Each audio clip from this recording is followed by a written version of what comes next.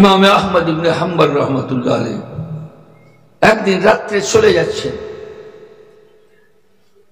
মসজিদ এসে গেছে, গন্তব্যস্থলে পৌঁছতে পারেননি। উনি ভাবছেন এখানে ঈশার নামাজ পড়ে মসজিদে রাত কাটিয়ে দেবো। ঈশার পরে মুয়াজ্জিন এসে বলছে আমাদের এই মসজিদে রাত্রে থাকার কোনো নিয়ম নেই। বলছে ঠিক আছে ভাই, নিয়ম যখন নেই আমাকে বাইরে চলে যেতে হবে। উনি যে যুগের শ্রেষ্ঠ মুহাদ্দিস, 10 লক্ষ হাদিসের হাফেজ, আল্লাহওয়ালা সে যুগের, সে ব্যক্তি তো জানে না। উনি মসজিদ থেকে বেরিয়ে গেলেন, ভাবছেন শীতের রাত্রি কোথায় থাকে। দেখছে দূরে একজন হোটেলওয়ালা,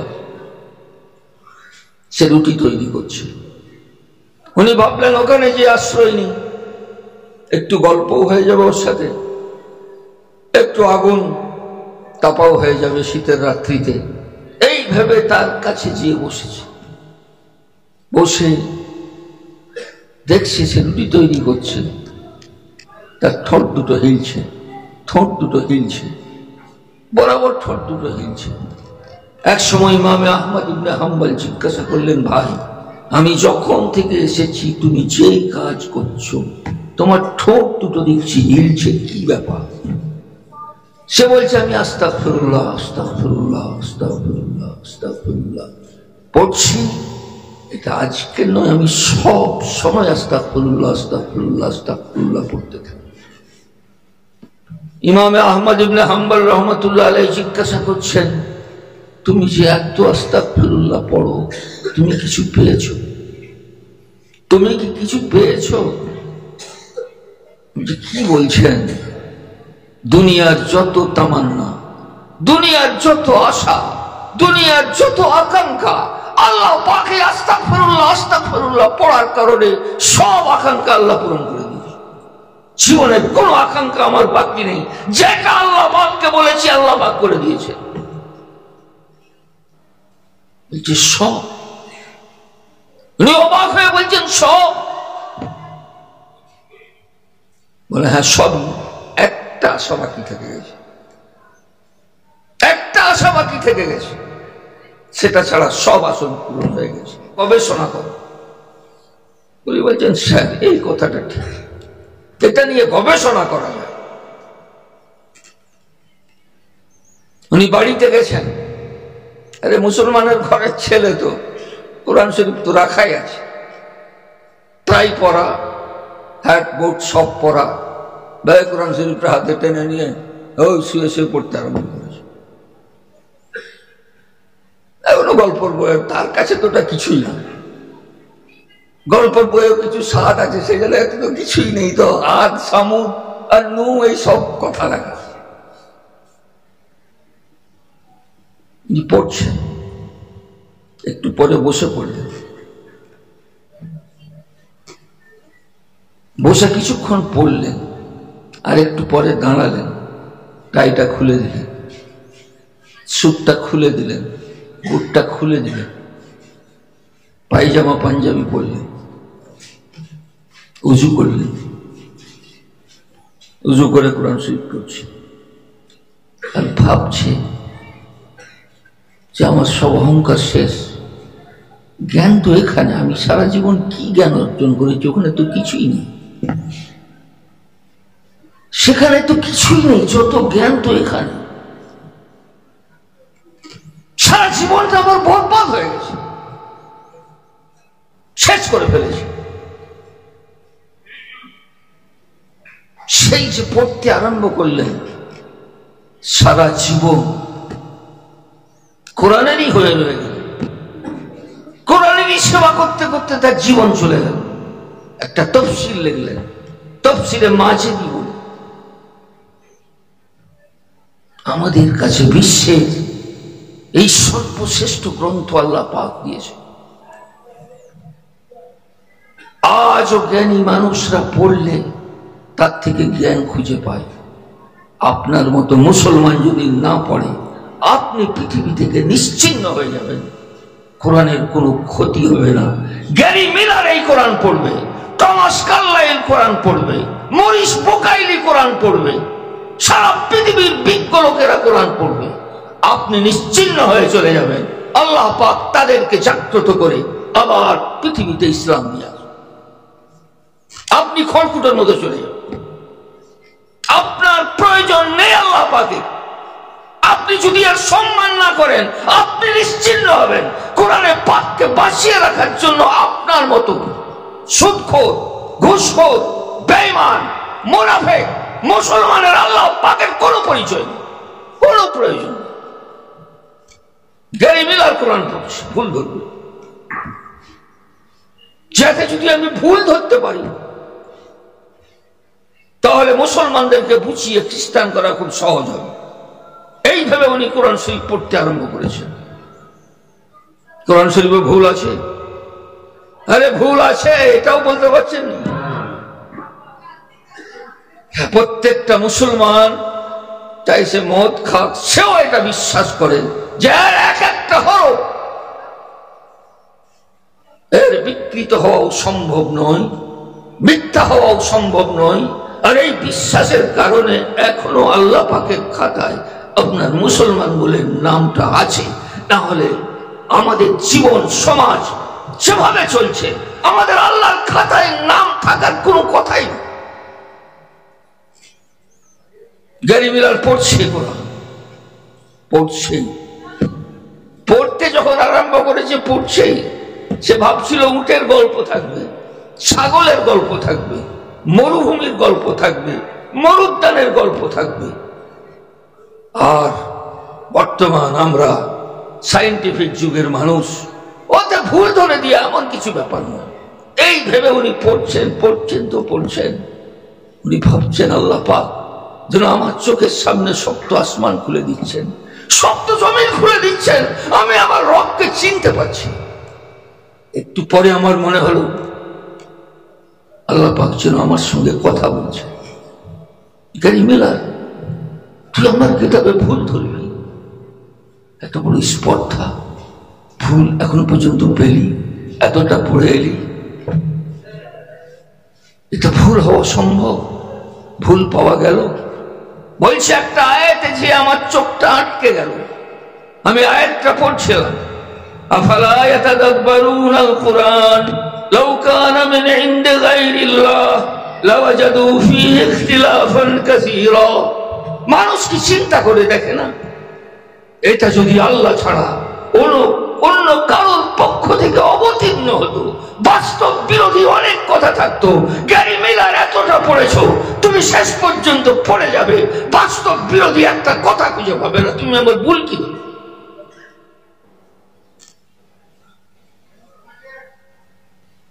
আমার মনে হচ্ছে আয়াতটা পড়তে পড়তে আল্লাহ পাক যেন আমার সঙ্গে কথা বলছে। আমরা মুসলমানের বাচ্চা, আমাদের একবারও কোরআনে পাক পড়তে পড়তে মনে হয়েছে যে আল্লাহ পাক আমার সঙ্গে কথা বলছে? আমরা বিশ্বাস হারিয়ে ফেলেছি, আমরা প্রেম হারিয়ে ফেলেছি, আল্লাহর মহব্বত থেকে আমরা দূরে সরে গেছি। আমাদের নামাজ নেই, রোজা নেই, হজ নেই, যাকাত নেই, বেঈমানের মতো আমরাও ঘুরে বেড়াচ্ছি। আমাদের কাছে তো ঈমান ছিল, আমাদের কাছে তো ঈমান ছিল, আমরা কোথায় হারিয়ে গেলাম? গ্যারি মিলার বলছে পড়তে পড়তে যখন সূরা আম্বিয়ার একটা আয়াত পড়লাম, আমি নিজেকে কন্ট্রোল করতে পারলাম না। আমি লা ইলাহা ইল্লাল্লাহ মুহাম্মাদুর রাসূলুল্লাহ পড়ে মুসলমান হয়ে গেলাম। যেটা আল্লাহ পাকের কালাম ছাড়া কারোর কালাম হতে পারে না। আমি সূরা আম্বিয়ার আয়াত পড়ছিলাম, আলাম ইয়ারাল্লাযীনা কাফারু আন্নাস সামাওয়াতি ওয়াল আরদা কানাতা রাতকান ফাফাতাকনাহুমা ওয়াজআলনা মিনাল মাই কুল্লা শাইইন হাই। অবিশ্বাসীরা কি চিন্তা করে দেখে না? আসমান জমিন একত্রিত ছিল, ফাফাতাকনাহুমা, আমি বিদীর্ণ করে দিলাম। আমি চিন্তা করলে দেখতাম এ থিওরি ১৫০০ বছর আগে কেউ জানতো না, এটা মুহাম্মদের জানা থাকার কথা নয়। এ থিওরি তো ২০০ বছর হলো আমরা আবিষ্কার করেছি, যে পৃথিবীটা একটা ডিম্ব আকারে ছিল, বিস্ফোরণ ঘটে মহাবিশ্বের সৃষ্টি হয়েছে, এটা মুহাম্মদ কি করে জানতে পারে? এটা নিশ্চয়ই সে আল্লাহ পাকের কালাম, যিনি অতীত জানেন, যিনি বর্তমান জানেন, যিনি ভবিষ্যৎ জানেন, কিয়ামত পর্যন্ত কি হবে জানেন, তারই কালাম হতে পারে। এটা কোন মানুষের কালাম হতে পারে না, এটা কেউ জানতো না 1500 বছর পূর্বে। এবং পানি থেকে আমি সব সৃষ্টি করেছি। আরে বিজ্ঞানের থিওরি কি? জলই জীবন, জলই জীবন। আমি জল থেকে, পানি থেকে সব সৃষ্টি করেছি। বলে আমি আর এইটা পড়ে নিজেকে কন্ট্রোল করতে পারলাম না। আমি আশহাদু আল্লা ইলাহা ইল্লাল্লাহ মুহাম্মাদুর রাসূলুল্লাহ পড়ে মুসলমান হয়ে যেতে বাধ্য হলাম যে আল্লাহ ছাড়া কোনো মাবুদ নেই, মুহাম্মদ ছাড়া আল্লাহ পাকের প্রফেট বার্তাবাহক পৃথিবীতে কেউ নেই। এত শ্রেষ্ঠতম গ্রন্থ আমাদের কাছে, আর আমরা ভুখারির বেশে ঘুরে বেড়াচ্ছি, এমন ভাবে ঘুরে বেড়াচ্ছি যেন আমাদের নবী কেউ নেই, আমাদের যেন আল্লাহ কেউ নেই। সারাদিনে আল্লাহর নাম আমাদের মনে পড়ে না। আরে কিছুই না করতে পারো, সকালে উঠো, উজুটা করো, মুসাল্লাটা বিছাও, 100 বার আল্লাহ আল্লাহ আল্লাহ আল্লাহ আল্লাহ আল্লাহ, সুবহানাল্লাহ সুবহানাল্লাহ সুবহানাল্লাহ, আলহামদুলিল্লাহ আলহামদুলিল্লাহ আলহামদুলিল্লাহ। তুমি এখনো নামাজ শুরু করেনি, সকালে উঠে 100 বার আল্লাহ আল্লাহ আল্লাহ আল্লাহ বলাটা খুব কষ্ট হবে। আরে খুবই কষ্টকর তো, কিছু কষ্ট নেই, শুরু করুন, এগিয়ে আসুন, আল্লাহর দিকে এগিয়ে আসুন, আল্লাহর দিকে আগিয়ে আসুন। আল্লাহ রাসূল সাল্লাল্লাহু আলাইহি সাল্লাম বলছেন, সাবাতুন ইযিল্লুহুমুল্লাহ ইয়াওমা লা যিল্লা ইল্লা যিল্লু। 7 শ্রেণীর মানুষ কিয়ামতের ছায়াতলে স্থান নেবে। সেদিন আরশের ছায়া করায় ছাড়া কিচ্ছুই থাকবে না। অনেকগুলোই বলেছে 7, তার মধ্যে 2টো বলছি।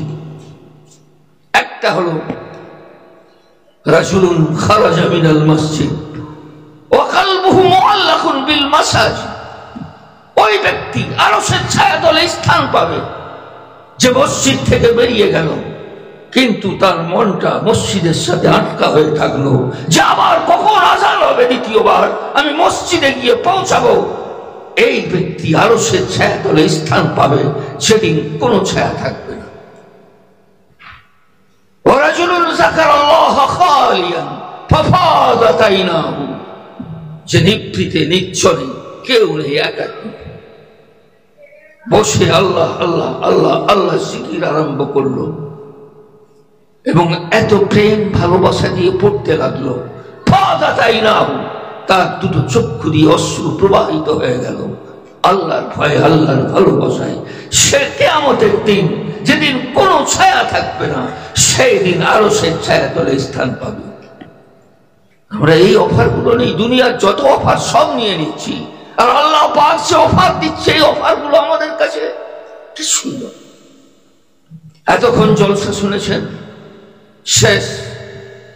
এখান থেকেই নিয়ত করে উঠুন, কাল থেকে কমপক্ষে মুসাল্লা বিছিয়ে উজু করে 100 বার আল্লাহ আল্লাহ আল্লাহ আল্লাহ আল্লাহ আল্লাহ আস্তাগফিরুল্লাহ আস্তাগফিরুল্লাহ আস্তাগফিরুল্লাহ পড়ুন। ইমাম আহমদ ইবনে হাম্বল রাহমাতুল্লাহ আলাইহি একদিন রাত্রে চলে যাচ্ছে, মসজিদ এসে গেছে, গন্তব্যস্থলে পৌঁছতে পারেননি। উনি ভাবছেন এখানে ঈশার নামাজ পড়ে মসজিদে রাত কাটিয়ে দেবো।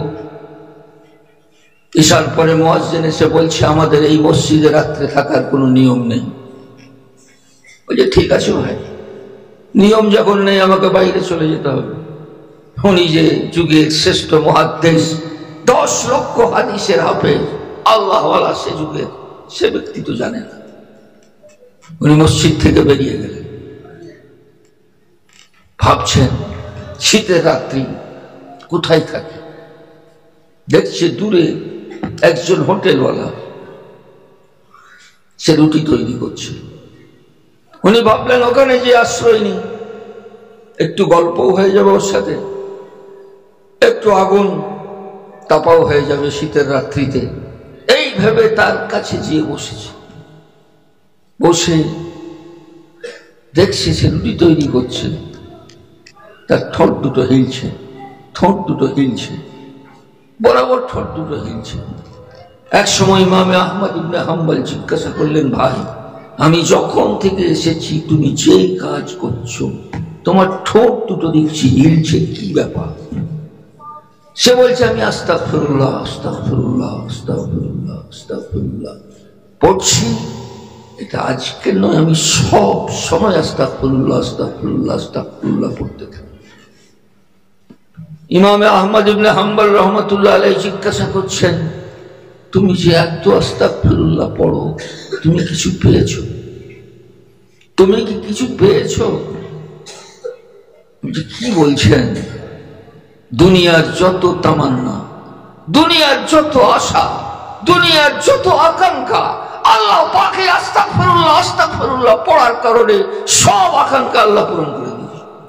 জীবনের কোন আকাঙ্ক্ষা আমার বাকি নেই, যেটা আল্লাহ পাককে বলেছি আল্লাহ পাক করে দিয়েছে। বলছে সব, উনি অবাক হয়ে বলছেন সব? বলে হ্যাঁ সবই। একটা আশা বাকি থেকে গেছে, একটা আশা বাকি থেকে গেছে, সেটা ছাড়া সব আসন পূরণ হয়ে গেছে। বলে কি আশা বাকি থেকে গেছে?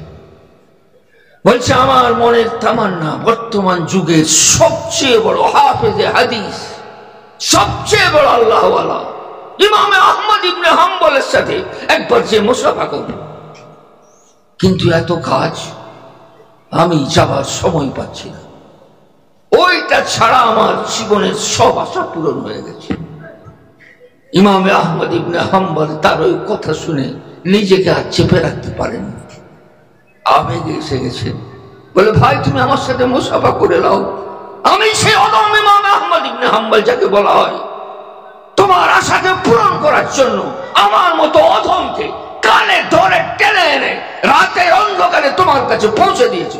এসো, তুমি কত বড় আল্লাহ, তোমার সাথে একটু মুসাফা করে।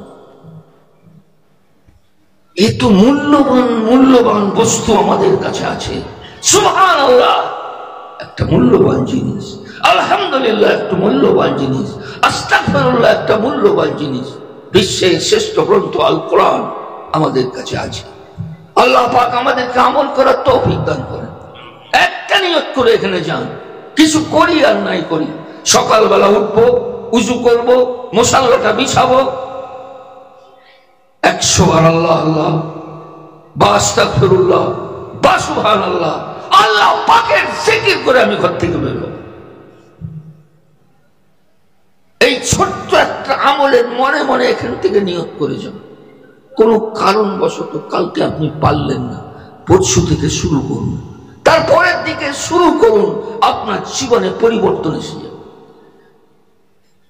আল্লাহ পাকই তো সবকিছুর মালিক। এক আল্লাহওয়ালা 60 বছর ধরে ইবাদত করছে আল্লাহ পাকের।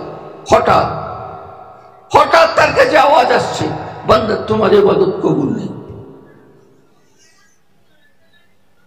দ্বিতীয় দিন আওয়াজ আসছে, বান্দা তোমার ইবাদত কবুল নেই। তৃতীয় দিন আওয়াজ আসছে, বান্দা তোমার ইবাদত কবুল নেই। ওনার কাছে যে খাদেম ছিল তিনিও শুনছেন। চতুর্থ দিনে সেই খাদেম বলছেন, হুজুর 3 দিন ধরে তো আওয়াজ শুনছেন, আর বুড়ো বয়সে সারা রাত্রি ব্যাপী জেগে নামাজ পড়ার কি দরকার? এই কটা দিন আরাম করে শুয়ে একটু আরাম করে নেন, কোনো লাভ নেই। ये খাদেম তো কাঁচা, ও আল্লাহওয়ালা তো অত কাঁচা নয়। সে আল্লাহওয়ালা বলছে ছাড়া তো তাকে যেতে পারে যাকে ছেড়ে দেওয়ার পর কোন দরজা আছে। আল্লাহকে ছেড়ে দেওয়ার পর আর কোন দরজা নেই। তিনি কবুল করলেও আমি তাকে ডাকবো, সে কবুল না করলেও আমি তাকে ডাকবো। এটা আমার জীবনের ডিউটি। তিনি কবুল করবেন না করবেন তিনার ব্যাপার। চতুর্থ দিনে আওয়াজ বদলে গেল, বলে বান্দা সত্যি তোমার 60 বছরের ইবাদত আমার কাছে কবুল ছিল না, কিন্তু তুমি যে বলছো আমার দরজা ছাড়া আর কোন দরজা নেই, এটার জন্য তোমার 60 বছরের ইবাদত আমি কবুল করব। নিজে থেকে বদলায়, জলসা অনেক শুনছি, কাল থেকে একটু পরিবর্তন করি, 100 বার আস্তাগফিরুল্লাহ পড়ি, 100 বার সুবহানাল্লাহ পড়ি, রাস্তা চলতে চলতে আল্লাহু আকবার পড়ি, জীবনের একটা পরিবর্তন আনি। আল্লাহ পাক আমাদের সকলকে তৌফিক দান করুন।